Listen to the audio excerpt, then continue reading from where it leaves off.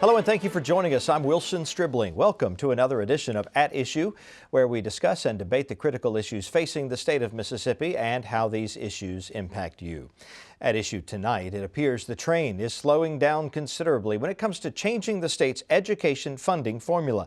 Legislation was on both the Senate and House calendars this week, and it was eagerly anticipated to be brought up for a vote by Thursday's bill deadline. However, leaders in neither chamber brought it up for a discussion or a vote. Lieutenant Governor Tate Reeves and House Speaker Philip Gunn released this statement on the status of the education funding bill. It says, quote, "We are dedicated to revamping the current formula, which is seriously flawed and needs to be replaced with a plan that focuses on student needs in the classroom.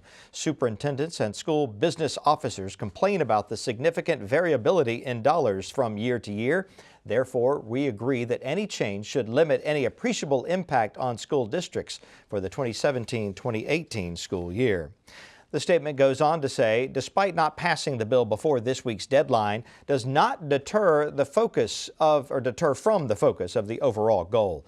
The Republican-led effort to change the funding formula is backed by EdBuild, the education firm from New Jersey, hired by leadership to recommend changes. We'll talk more about this with Austin and Brandon in a moment. The Senate has approved a bill to set aside hundreds of millions of dollars Mississippi will get from the BP oil spill settlement. That money would be intended for projects on the Gulf Coast. Senators voted unanimously to approve Senate Bill 2634 on Tuesday. It calls for opening an account to set aside $750 million the state will receive over the next 17 years. BP agreed to the payout to cover economic damages as a result of the 2010 Deepwater Horizon oil spill. We spoke with Senator John Horn of Jackson and Senator Michael Watson of Pascagoula about the bill. We're excited. Obviously, it's a bill that's a reserve fund in the state treasury. The language in the bill itself ties the funds to projects that would benefit the Gulf Coast. So we're excited about it. It's a good step forward. Now, I want to make sure that we temper our excitement because there's a lot of work left to be done on that bill. Obviously, it goes down to the House now. And there's some other things that I think people are talking about down on the House end to hopefully even make the bill better. That's our hope. That's the exciting part for us. But what's really good for me and what's good for the coast, and not just the coast, the entire state, was a unanimous vote. That's incredible. That speaks volumes to the understanding that people have, hey, the coast was what was injured, and if we can make sure the coast is repaired and restored and made even better and bigger, the whole state thrives from that. So that's the important thing to remember. Well, I think that the impact of the BP disaster was felt most on the Gulf Coast. I think also that there are some projects, and if you will remember last year, we put money from the BP oil spill settlement into some statewide projects, chief among which was the Bicentennial Commission celebration efforts. That's something that has statewide impact that affects all of us. But my view is that the bulk of that money should go to the Gulf Coast where most of the damage occurred. I think most of the Senate agreed with that, and that's why you saw the vote be reflected the way that it was. The bill now goes to the House, where it's expected to face some opposition from lawmakers who want the BP settlement money to be used for projects statewide. Lawmakers in the House have approved a bill that would give the state more options in how it carries out the death penalty if lethal injection were not available. House Bill 638 would add the electric chair, a firing squad, and the gas chamber as backups. It's an effort by lawmakers to provide alternatives if courts block the use of lethal injection drugs. Death penalty opponents call the death penalty cruel and unusual punishment, and legal challenges have blocked Mississippi from acquiring the drugs used in executions. The last execution in the state was back in 2012.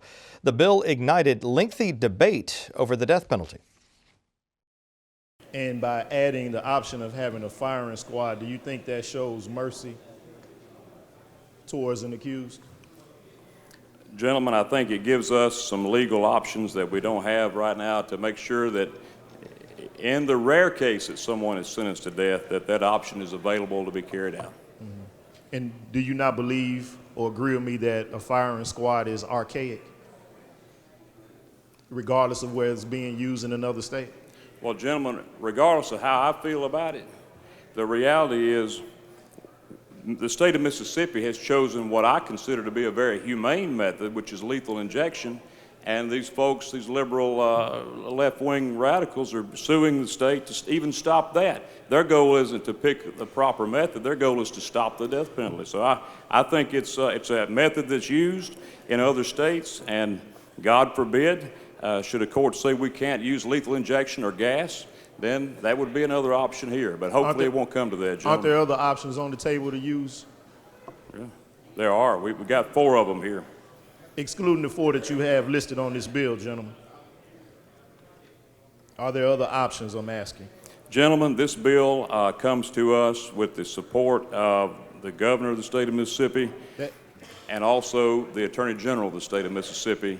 These are recommendations that they have made and recommendations that I'm bringing to this body. Well, with all due respect, just because they endorse it doesn't mean that it's correct. We're going to vote on it in just, I hope, in a few minutes. We certainly will. Thank you. But gentlemen, we are now getting ready to go back to a method of implementation of the death penalty, which has been declared unconstitutional in this state. Well, gentlemen, I think as it might have been used at one time, long, long ago, over 20-something years ago.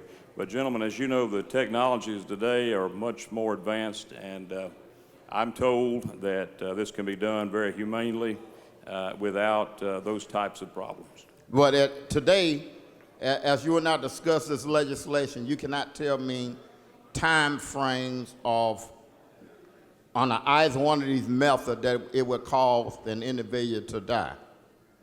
I can get that information for you, but I did not bring that as part of my presentation today.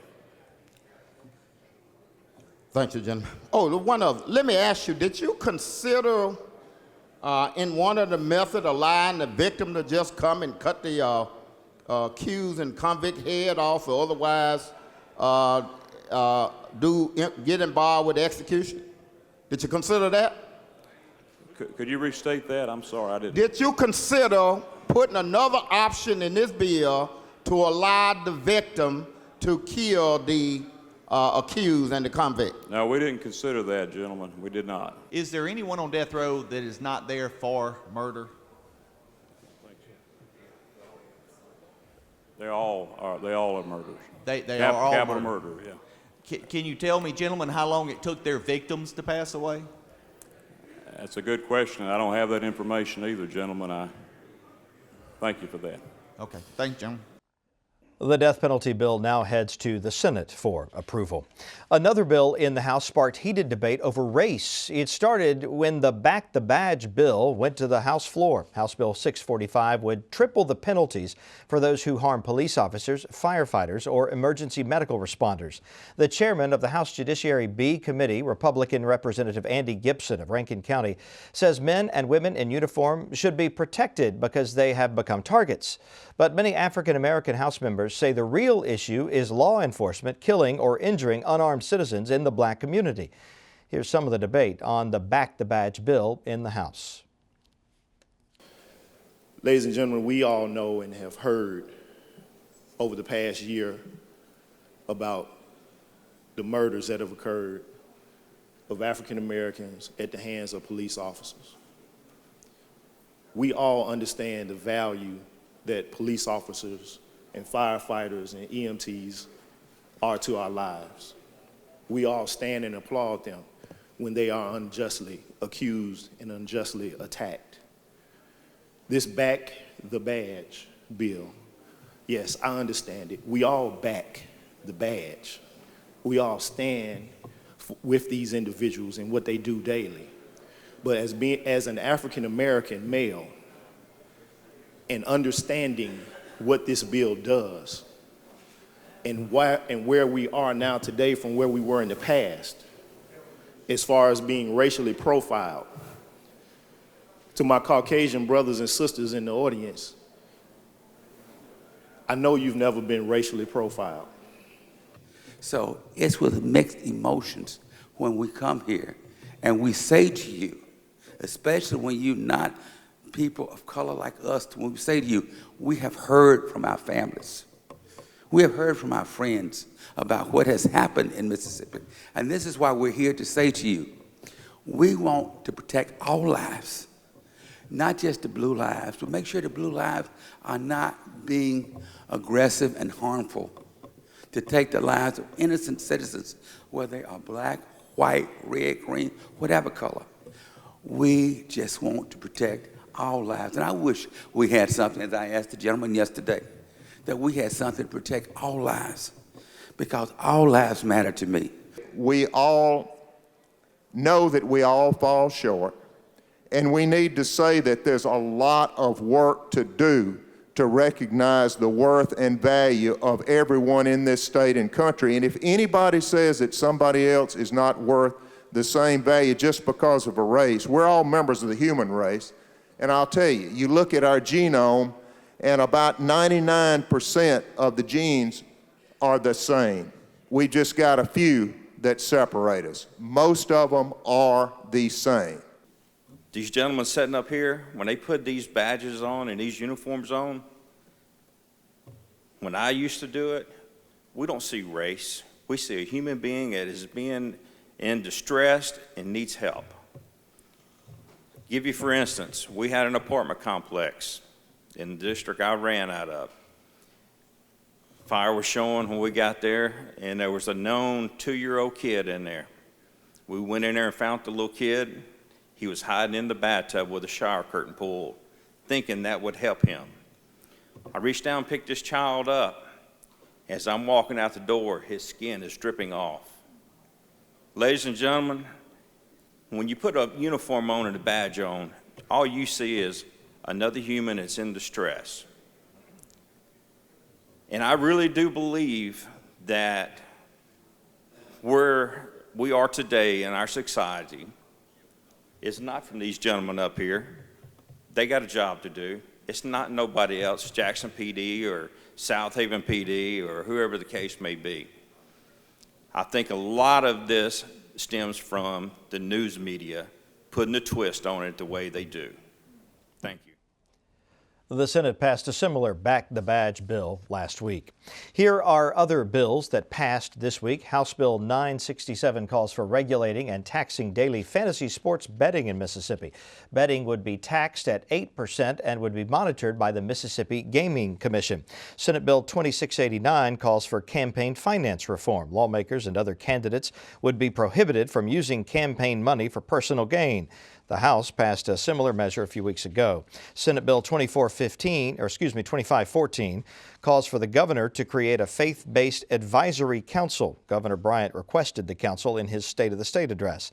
And House Bill 539 calls for all backseat passengers to wear seatbelts. Among the bills that did not pass was the lottery bill. Attempts were made in the House to attach it to the daily fantasy sports betting bill, but those attempts failed. Representative Mark Baker, a Republican from Brandon, says the lottery could still be tagged onto a revenue bill on the Senate side in the next few weeks. Let's get straight to the point now with views from both sides of the aisle. Brandon Jones is a Democrat. He's an attorney with the Barbour Jones law firm and a former member of the House. Austin Barbour is a Republican national strategist. He's the founding partner of Clearwater Group. Austin, Brandon, good to have both of you with us again. Good to be here. Let's talk first about EdBuild. Austin, that didn't happen, but what does that mean now? If we didn't pass a bill, didn't have a bill that of substance that had EdBuild recommendations in it, what's next for education? You know, Wilson, I have said many times on this very show that I thought this was potentially a 2-year process, that I entrusted Lieutenant Governor Reeves and Speaker Gunn to go at the right pace with this issue. In my opinion, this could be the biggest issue this legislature or these legislators deal with in 20 years. It is a huge issue, and I think that it's the smart thing to do by both the Lieutenant Governor and the Speaker to say, listen, we've got to have plenty of discussion on this. We've got to have, let the general public, teachers, educators, taxpayers, get to see what we're talking about before we go running out to the Senate floor or running out to the House floor, have an hour discussion and then a vote. I think they're really smart to go as slow as they possibly can. If it doesn't happen this session, that's okay. Let's get it out there and have a real conversation about why this is a good thing for Mississippi. When we were kids, there was a little children's song, Don't hide your light under a bushel. You got to let it shine. If Republicans are so proud of this bill, they need to say what it is. And you talked about vetting, Austin, and I think that's important. Whether it's at the local school district, parents, whomever, we need more of that. But right now, we don't know cost. We don't know impact on individual district. We don't know the tax rate. And so at this point, still riding blind. I think we need to get this thing out, let it air out a little bit, get some hands and minds on it. No question. They've got to show those things, and they know that. I mean, these are not dumb people. They've worked very hard on education. Lots of big successes on education in the past 4 to 6 years. They realize we've got to get this out there. Lots of input. They feel like it's a good bill, but you got to have details out there for the general public plus members to be able to see and vet. You said not this session. Does that mean a special session? It could be. It very well could be a special session. It could happen this session. I mean, Brandon knows until they sine die and they go home, you know, there's still lots of times. But I think it could be difficult for it to be pulled off this session, but we'll see. Let's turn now to the civil service bill. It's still alive. This is a bill that would remove civil service protection to most state employees. It looks like there's a chance that this could happen. One of the unfortunate themes of this legislative session is the return to patronage system. If you look back to why civil service protections were put in place, it was to make sure that these jobs didn't become politicized, to make sure that folks who won elections couldn't just promise jobs, put people they wanted in their jobs, whether they had qualifications or not.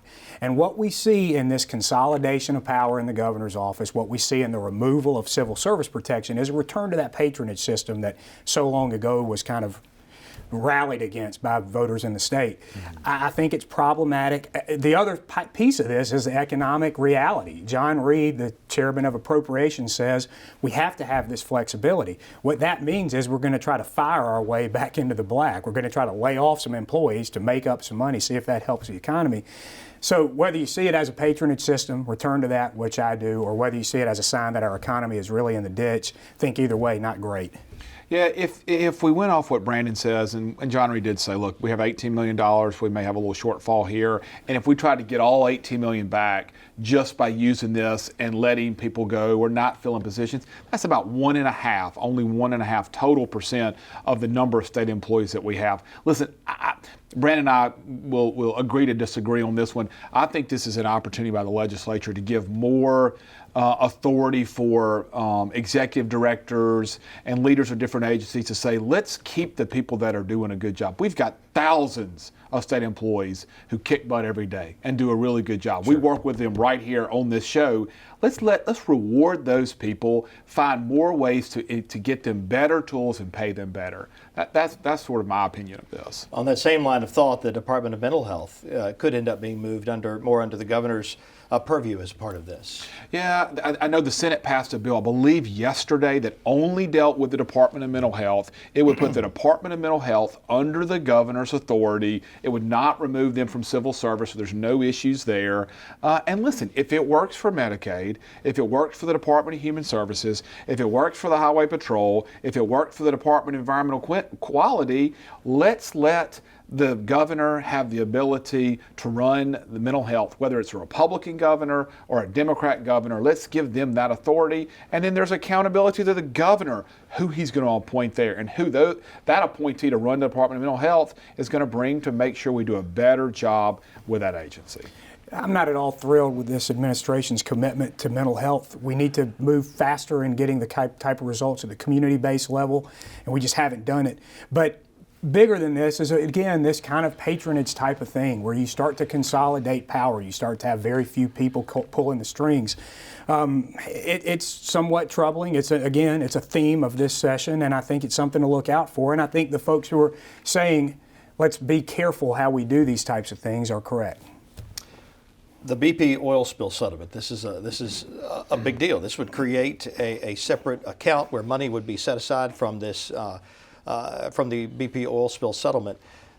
That makes sense, perhaps, but what about this extra idea of keeping it all on the coast? Well, listen, I think that it passed 52-0 Nobody was against it in the state Senate. Senator Bryce Wiggins from Jackson County, he's from Jackson County, your home county, was the lead author, but obviously you had the whole coast delegation of state senators who worked very hard on this. I know Senator Watson was interviewed earlier on the show.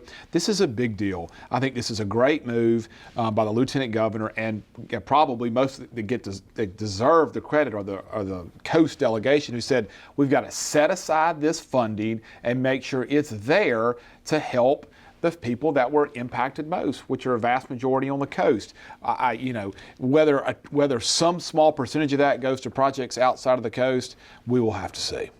Yeah, this was hands across the Senate. I mean, you rarely have unanimous measures like that. And John Horn said something that I thought was very telling. He said, just if you analyze why we got these funds, it was related to losses along the coast. It only makes sense that we would try our best to apply it there. One important caveat, because Senator Watson did say there's considerable work to be done, he was right. There's no funding mechanism, which is interesting. So what this does is it establishes an account. Yes. And it says this account could hold these funds, but it doesn't talk about how the funds are distributed, how they might be administered and ultimately paid. I do think there's a slight bit on administration, but no funding mechanism. Yeah, it's a good first step. It's an important first step to preserve. $110 million is probably available now, plus hundreds of millions or more dollars that are coming over the next 15, 16, 20 years. I think it's still 2033 is when the last check will come. If there's no language about administration, how will that be determined? Well, I think the current prevailing idea is to come through the Department of Marine Resources and through the Gulf Coast Economic Development Regional Authority. But those are the types of details that are going to have to be fleshed out. We heard the word lottery, starting with the State of the State address all through this session. It seemed like it had gotten more momentum this year than before. It's technically dead now. We heard the comments that it could possibly come up again during budget discussions. Either of you surprised that it died, at least at this point, the way it has? I'm not. The Speaker has been against it. Richard Bennett, the chairman of the House Gaming Committee, has been against it. He's not a believer in it. And listen, I have said, this is my personal opinion, I think it's a bad idea. I really do. In full respect to those Republicans and Democrats who are for this, I go and I look, I'm from the Mississippi Delta, and I look in the North Delta at Tunica County, at Tunica itself, struggling in a major way. When you look at West Memphis, Arkansas, with the dog track that they have up there, and they've turned it into a big gaming destination, and they've done it to the detriment of Tunica. The casinos, the revenues that used to come into Tunica are just not there anymore. And then to bring forth a lottery that creates zero jobs. There's just, there's no infrastructure dollars. There's no construction jobs that come along with it. And it's going to take more money away from Tunica or Natchez or Vicksburg or the coast. I just don't think that's a wise move. And I'm so glad this bill is hopefully going to die. I'm surprised it made it this far. I mean, we've kind of marveled at the success of it so far. And you got two powerful lobbies at work, the dog track and casino guys and the Baptist. And when those two decide that they're on the same side of an issue, then woe be that bill. Yeah, exactly. Well, apparently something has worked as far as getting it killed, at least at this point. This back the badge bill that would make it essentially a hate crime to commit a crime against a first responder or a police officer. Were you surprised at the length of the debate and the direction the debate went on that? I don't want viewers at home to get the wrong idea. Democrats supported this bill. It had good bipartisan support when it passed both in the Senate and in the House. I think the one concern is that in addition to protecting the men and women who service in our local communities and who put their lives on the line, is that we do pay attention to that second piece of this, which is we do have too many innocent people getting shot. And so how do we make sure that we put training in place? How do we make sure that we are absolutely hiring the best and brightest to fill these roles, these very important jobs, so that we can avoid some of those catastrophes that we've seen across the country. So I think what you were hearing was, let's support the men and women who serve, but let's also make sure that we pay attention to that second piece, which is, some of these tragedies that we've seen across the country that we can't turn a blind eye to. Yeah, I can't imagine the pressure every day that someone in law enforcement has to wake up and realize this may be my last day. I may not make it home to see my wife or my children. And I'm glad that we're there to support those men and women as best as we possibly can, because they don't get paid enough. The pressure on them every day, it increases and increases. And I look forward to watching the progress of this bill. Let's talk about predictions. What do you guys think is going to happen next week at the Capitol? Republicans came in with 3 big agenda items: infrastructure, education, and a revised tax plan that might help those folks scratching and clawing to get into the middle class. Austin, we're 0 for 3. Now, we got a little bit of time left in the session, but we don't have an education plan, at least not one that can be articulated. Roads and bridges is DOA, and I think tax reform is pretty well DOA. So those were the 3 things that were mentioned in the prognostications heading in, and we're going to head out with a very interesting discussion about creative ways to kill each other, I guess. Oh, gosh. Just don't start with me. Listen, campaign finance reform, that was definitely on the agenda at the beginning of the year. We've got a House bill, we've got a Senate bill. We will see campaign finance reform this year. That's a great thing. We need more transparency and accountability with campaign finance. Listen, infrastructure is the big issue. I am not faulting anybody on the education issue. I think they are smart to take their time on this. I think that's always been sort of the motives of the Lieutenant Governor and the Speaker to say, listen, we cannot get going too quickly on this. That would be bad precedent to set, and they're doing the right thing with that. But the infrastructure, as we come back to that, you and I know this is going to take the full length of this session to figure out what is either a Band-Aid fix to infrastructure or something more permanent, and we'll just have to see where they end up. And do you think that these issues are going to be resolved this session, or do you think that we'll just continue to talk about them each Well, month? look, for those of us who say if the system's not broke, don't fix it with respect to education, what we think is missing there is a funding problem. Not, if you don't fund a program, it doesn't really matter about the merits of that program. You're not giving it its chance to succeed. MAEP has never really been given a full chance to succeed because we haven't consistently funded it. So if you've only funded something for 3 years and you say it's failing, it sounds like the fix is in, and I think that's where we are. So for those of us who think it's not a program problem, we don't care if they get an education plan. We'll let that be the last word. Thank you for joining us on At Issue. We'll be back again next week. We hope you will be too. Have a great evening.